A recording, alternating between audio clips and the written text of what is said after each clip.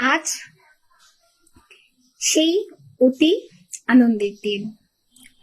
জানি না দিনটা কেমন ছিল, খুবই টেন্স ছিলাম, কারণ অনেক বেশি হ্যাসেল হয়ে গিয়েছিল। আলটিমেটলি যখন ইবনে সিনাতে মাম আসে, তখন আমরা জানি না অ্যাকচুয়ালি সি সেকশন কিভাবে হবে, কারণ মামের কন্ডিশন অনেকটাই খারাপ ছিল। আবার শবনম ফারিয়া ম্যাম অনেক বেশি হেল্পফুল ছিল। এই দুইটা কম্বিনেশনের কারণেই আরিশবা আসে। আরিশবা ছিল ব্রিজ পজিশন বেবি, খুবই রিস্কি।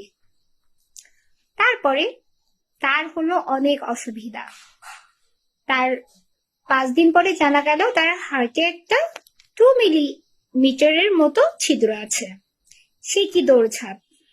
তারপরে এখন তার বার্থডে, আলহামদুলিল্লাহ সেও সুস্থ হয়েছে। তাকে আপনারা দেখতে পারবেন, কতই না দুরন্ত, কি না ছটফটে। নিশ্চয়ই সবাই অনেক বেশি আল্লাহর কাছে দোয়া করেছে তার সুস্থতার জন্য, তার উন্নতির জন্য, তার সার্বক্ষণিক মঙ্গল কামনা করেছে, এবং মহান আল্লাহ তাআলা আমাদেরকে সেই রহমত দান করেছে। তার তার নতুন নতুন বুলি আদো আদো কথায় মুখরিত